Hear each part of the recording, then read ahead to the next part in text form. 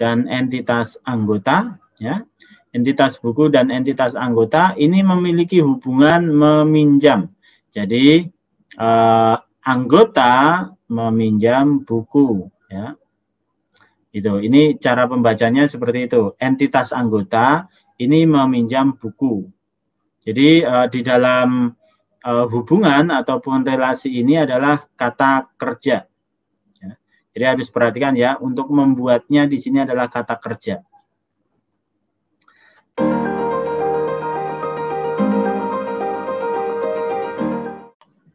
Bismillahirrahmanirrahim. Assalamualaikum warahmatullahi wabarakatuh. Selamat pagi semuanya.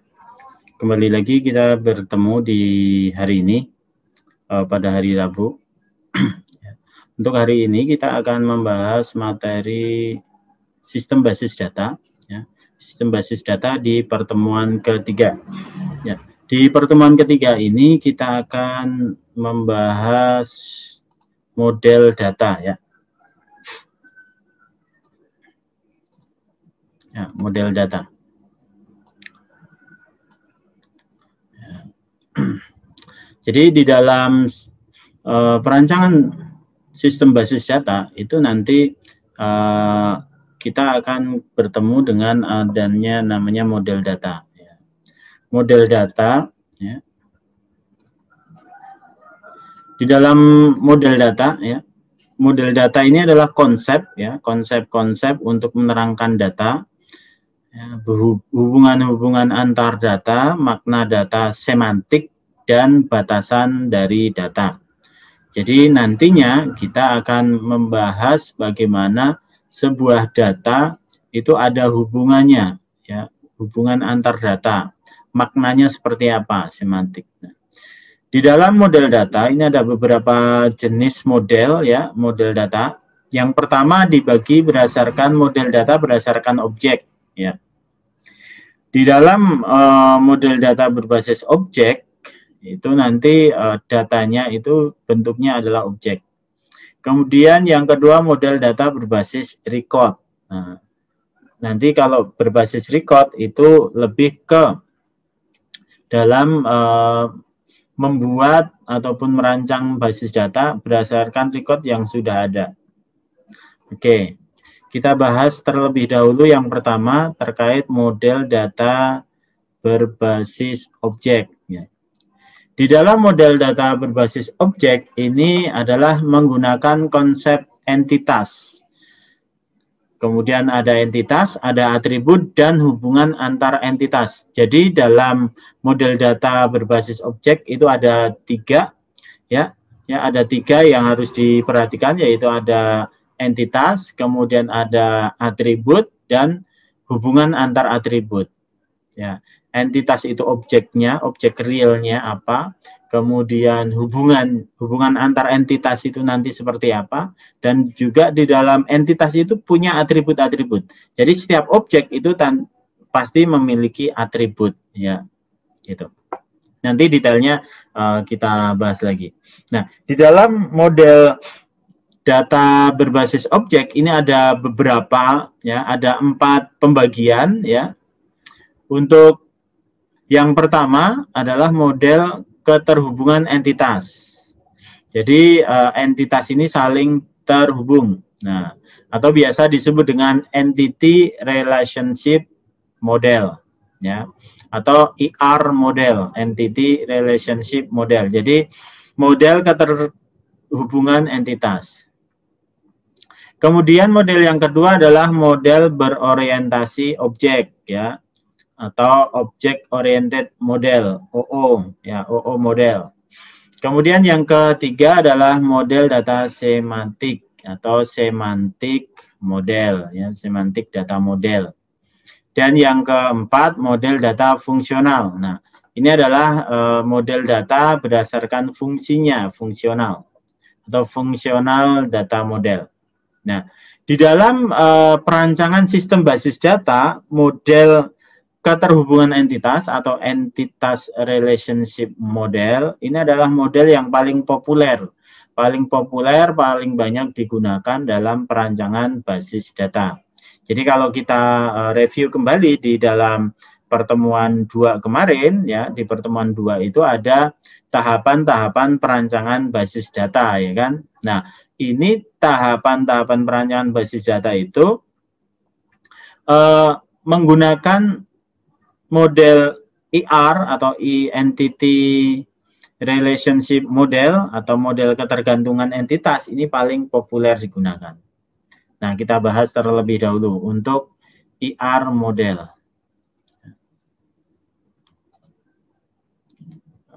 Saya highlight dulu. Oke.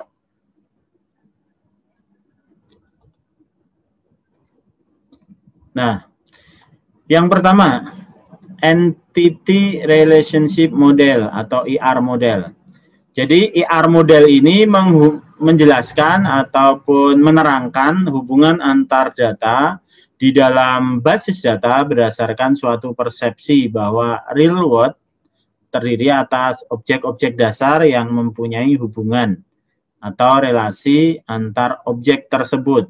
Jadi nanti di dalam Entity Relationship Model ini adalah adanya data yang dari dunia nyata, ya, dan memiliki hubungan antar entitas. Komponen utama di dalam ER, ya, model ER itu adalah entitas, ya. Yang pertama entitas, kemudian ada relasi, ya. Jadi hubungannya ini adalah entitas dan relasi. Nah, kedua komponen ini dideskripsikan melalui sejumlah atribut. Jadi nanti di dalam relasi itu ada atributnya atau properti, entitas juga ada. Seperti itu. Jadi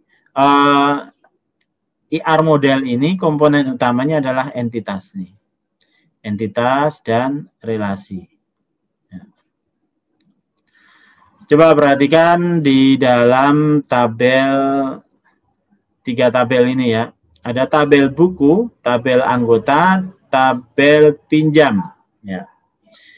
Di dalam tabel buku, nah, di dalam tabel buku ini memiliki data kode buku, kemudian di tabel pinjam ini ada kode buku juga, ya kan? Kemudian di dalam tabel anggota memiliki kode anggota, di dalam tabel pinjam ada kode anggota. Sehingga ini adalah adanya relasi atau hubungan. Ya. Jadi atribut kode buku, ya, judul, stok buku, ya, di dalam memiliki entitas B01, B02, B03, ya. Kemudian pemrograman dan seterusnya. Ini relasinya atau hubungan antar kode buku ke tabel buku, kode buku di tabel buku dengan kode buku di tabel pinjam, begitu pula dengan kode anggota. Jadi ini memiliki hubungan antara tabel pinjam ke tabel buku. Inilah yang disebut dengan entity. Entity-nya apa? Entity-nya buku, entity-nya tabel, kemudian entity-nya pinjam. Relasinya mana? Relasinya adalah tabel buku relasi ke tabel pinjam. Tabel anggota berelasi ke tabel pinjam. Seperti itu. Apa yang merelasikan? Nah, ini kode bukunya ke tabel buku, kemudian kode anggota ke tabel anggota. Kemudian untuk menggambarkan, ya, untuk menggambarkan entity relationship atau tadi model entity relationship atau model ER tadi, ini ada beberapa komponen yang harus diperhatikan. Nah, komponen utamanya ini ada komponen atau himpunan relasi yang dilengkapi dengan atribut. Ya. Nah, ini dasar-dasar ataupun simbol yang digunakan. Yang pertama ada persegi. Ini menyatakan himpunan entitas. Jadi kalau simbolnya ini adalah persegi, ini adalah himpunan entitas. Kemudian kalau jajar genjang atau belah ketupat, ya, ini menunjukkan relasi, hubungan, himpunan relasi. Kemudian yang oval, ya oval seperti ini menyatakan atribut. Ya. Kemudian atribut sebagai key itu nanti ditambahkan garis di bawah. Ya, atribut key-nya di garis bawah. Kemudian ada penghubung atau link, ini dalam bentuk garis. Jadi ada 4 simbol yang digunakan di dalam menggambarkan diagram IR.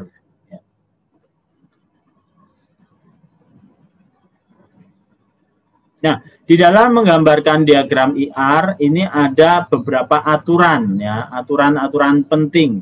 Nah, aturan penting ini disebut dengan namanya kardinalitas relasi atau mapping cardinality, ya, mapping kardinalitas. Nah, mapping kardinalitas ini adalah untuk menentukan jumlah entity yang dapat dikaitkan dengan entity lain melalui relationship set. Nah, di dalam diagram IR ini ada beberapa jenis mapping kardinalitas. Ya, yang pertama ada ya, jenis dari mapping kardinalitas yang pertama ada relasi 1 ke 1 atau one to one. Kemudian yang kedua ada relasi 1 ke banyak, one to many. Yang ketiga adalah relasi banyak ke banyak atau many to many. Jadi ada 3 mapping kardinalitas, one to one, kemudian one to many, dan many to many. Gitu. Nah, mapping kardinalitas ini adalah menentukan nanti antar entitas untuk saling terhubung. Nah, ini contohnya. Contoh di dalam relasi mapping kardinalitas one to one. Jadi ini ada entitas buku dan entitas anggota, ya. Entitas buku dan entitas anggota ini memiliki hubungan meminjam. Jadi anggota meminjam buku, ya. Itu. Ini cara pembacanya seperti itu. Entitas anggota ini meminjam buku. Jadi di dalam hubungan ataupun relasi ini adalah kata kerja. Ya. Jadi harus perhatikan, ya, untuk membuatnya di sini adalah kata kerja. Nah, di dalam kode atau di dalam entitas buku ini ada atribut kode buku, ada atribut judul buku, kemudian ada stok, ya kan? Ada 3 atribut atau properties. Kemudian yang sebagai kuncinya, ya, sebagai kunci kemarin sudah belajar kunci, ya, ada beberapa kunci. Nah, ini kunci primary key-nya di dalam kode buku ditambahkan garis bawah atau dikasih garis bawah. Kemudian di anggota, ya, entitas anggota ini ada atribut kode anggota dan nama. Nah, kemudian untuk anggota ataupun atribut anggota yang sebagai key-nya diberi garis bawah. Nah, hubungannya tadi meminjam, ya, hubungannya meminjam, nah, itu ada atributnya. Atributnya apa? Sebagai relasi nanti adalah kode anggota dan kode buku. Seperti itu. Ini one to one. Kemudian untuk one to many. Contoh one to many. Nah, kalau tadi, ya, jadi kalau di sini one to one itu anggota meminjam buku dan anggota ini hanya boleh meminjam 1 buku, tidak boleh meminjam lebih dari 1 buku. Nah, untuk one to many sama, ya, entitasnya ada buku sama anggota, kemudian hubungannya atau relasinya adalah meminjam. Nah, di sini one to many di mana? Jadi 1 anggota, ya, 1 kode anggota itu boleh meminjam atau meminjam lebih dari satu buku. Nah, ini N. Simbolnya N, many. Bagaimana? Jadi satu anggota boleh meminjam lebih dari satu buku, ya. Maka atribut di dalam meminjam, hubungan ini, relasinya, ada kode buku, kode anggota. Nah, ada penambahan beberapa atribut, tanggal pinjam, jumlah. Nah, ini jumlah yang dipinjam. Ya. Dan seterusnya, atribut yang lain. Ya. Kemudian atribut many to many. Jadi relasinya many to many. Ya. Kalau many to many, ini sama tadi anggota dan buku. Jadi satu buku boleh dipinjam ke banyak anggota dan juga banyak anggota itu boleh banyak meminjam buku. Gitu. Oke, kemudian yang kedua adalah model berorientasi objek atau model data berorientasi objek atau object oriented model. Nah, di dalam object oriented model, kalau dilihat di sini, penggambaran datanya ya itu adalah berbentuk objek ya. Nah, biasanya untuk model data berbasis objek ini digunakan dalam bahasa program OOP ya, OOP. Nah, ini ada application code with Java compiler, application generate ya, executable generate database. Nah, ini kita coba. Nah. Jadi dalam model data berorientasi objek atau object oriented model ini diperlukan beberapa ataupun digunakan beberapa pendekatan ya untuk menggambarkan basis data tadi. Jadi ketika membuat model data berorientasi objek itu dibutuhkan penggambaran ya menggunakan tools yang digunakan yaitu UML. Itu penggambaran model berbasis objek menggunakan UML atau Unified Modeling Language. Nah, di dalam UML ini ada dua jenis ya. Struktur ya, structure diagram dan behavior diagram. Jadi kalau di sini ini ada yang structure diagramnya dan behavior diagram.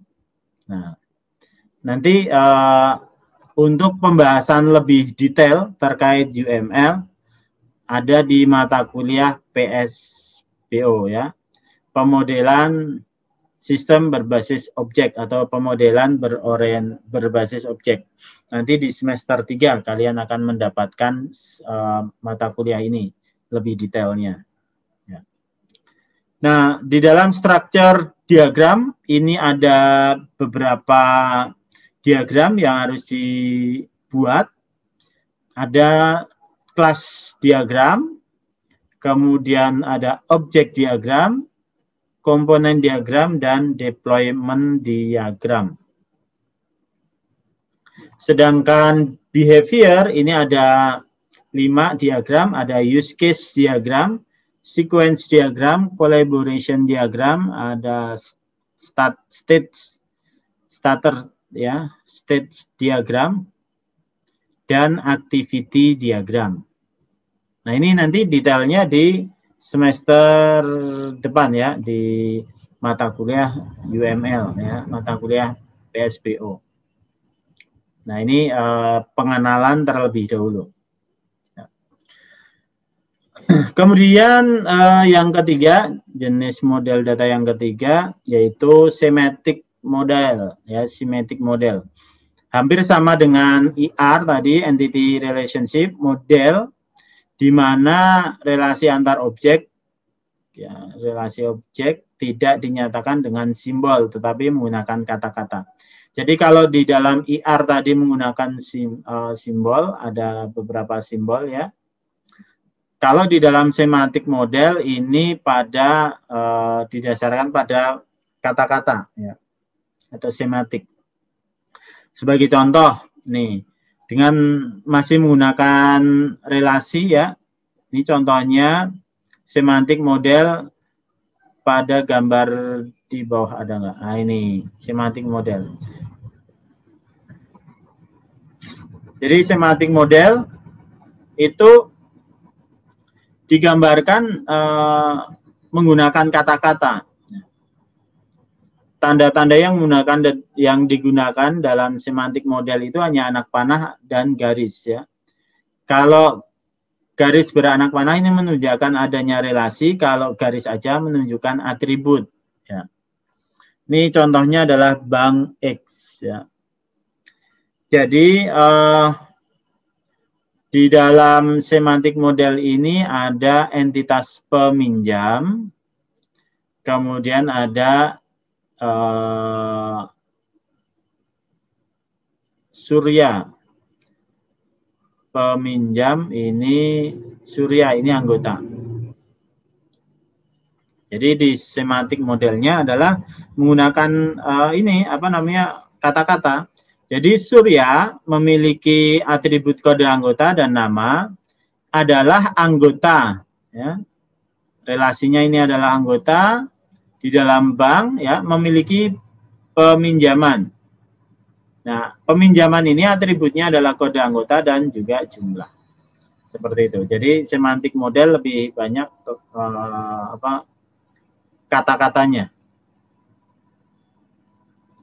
Nah, tadi ya pemodelan data berbasis objek. Ini tadi kan berbasis objek ya, model data berbasis objek dibagi menjadi 4. Ada IR, kemudian berorientasi objek dan semantik.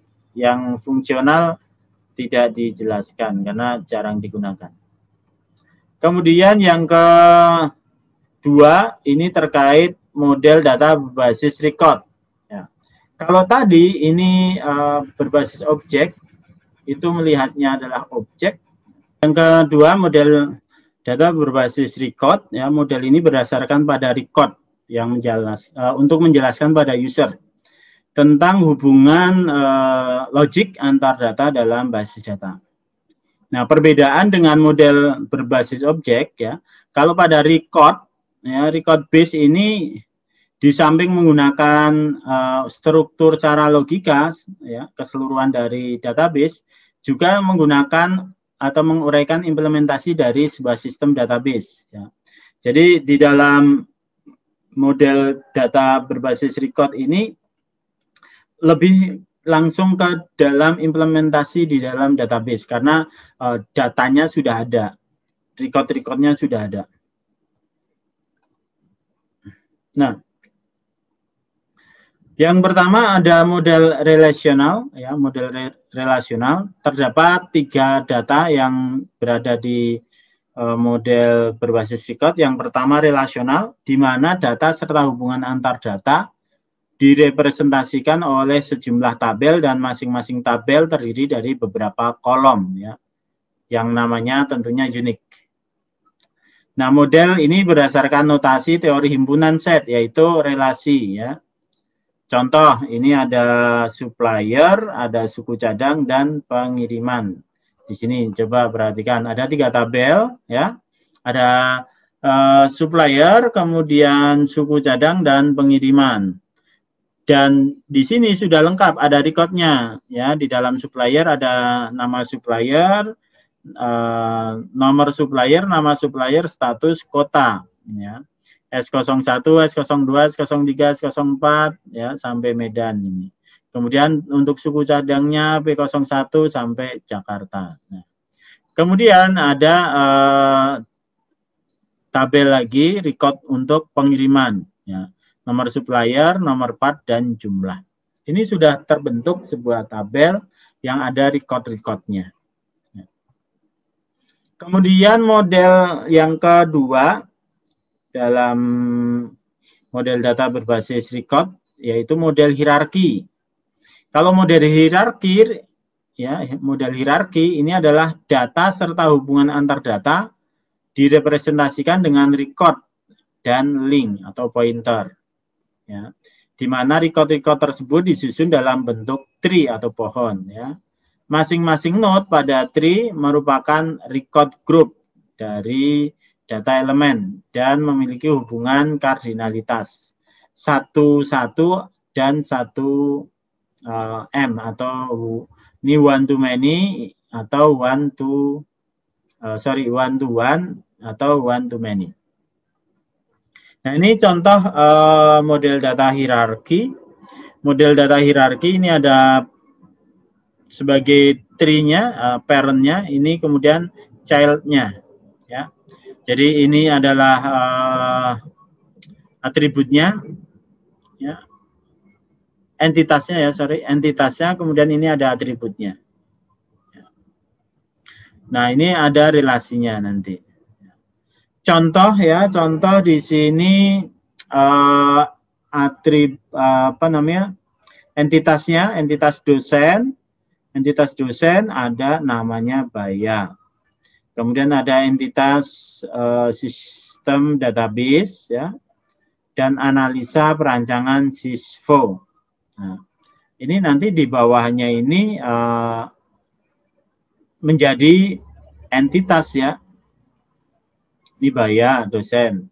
Nah, kemudian secara hierarki Baya ini mengajar di sistem database dan ada nama-nama mahasiswanya, ada Nina, Lena, ada Hafiz, ada Novi. Nah, ini secara hierarki Nina, Lena, Hafiz, dan Novi ini di dalam sistem basis database ya, di dalam kelas sistem basis database. Kemudian di dalam analisa dan perancangan SISFO ini ada Hafiz, Naya, dan Rafa. Ya, ini secara hierarki tidak bisa saling berpisah. Ya. Kemudian ada model jaringan yang ketiga. Model jaringan ini distandarisasi pada tahun 1971 oleh Database Task Group atau DBTG ya, Database Task Group ya, atau disebut dengan Codicil ya, atau Conference on Data System Language. Mirip dengan hierarki model ya, di mana data dan hubungan antar data direpresentasikan dengan record dan link. Perbedaannya terletak pada susunan record dan linknya, yaitu network ya, atau jaringan. Menyusun record-record di dalam bentuk graph dan menyatakan hubungan kardinalitas. Ya. Kardinalitasnya one to many atau many to many. Jadi ini kalau kardinalitasnya R ke R1, R2, R3, R4, dan R5. Jadi one to one nih, R1 ke R5, one to one. Tapi R2 ke R1, R4, R3, nah ini one to many ya kan, one to many ke sini. One to many. Kemudian R1 ke R2 ke R1 ke R3 one to many juga. Kemudian kalau R3 one to many ya, satu sini. Kemudian yang ke ya, model jaringan ini contohnya kalau tadi model jaringan di dalam data ya, misalnya dosen ya, tadi dosen, kemudian sistem basis data, sistem database, dan analisa perancangan SISFO. Nah, ini kan one to many, ini dosen ke mata kuliah ini one to many, sistem database dan analisa perancangan SISFO. Kemudian di dalam sistem database, ya, ini ada one to many juga. Ada mahasiswanya, Nina, Lena, Novi, Hafiz. Nah, ini APSI juga, analisa perancangan siswa juga Hafiz, Naya, Rafa. Nah, namun ada yang berbeda di sini. Hafiz itu bisa di kelas APSI juga di kelas sistem database. Nah, itulah jaringan. Jadi di sistem jaringan ini Hafiz boleh ke sini juga boleh ke sini. Kalau yang di hierarki sebelumnya ini kan nggak bisa. Hafiz sendiri-sendiri. Gitu. Oke, itu saja penjelasan dari saya terkait dengan model data. Ya, silakan dipelajari kembali dan dicek jika ada yang masih kurang paham, ya nanti bisa ditanyakan di grup WhatsApp dan juga diskusi di MyLnusa di aplikasi. Dari saya cukup sekian ya. Terima kasih. Assalamualaikum warahmatullahi wabarakatuh.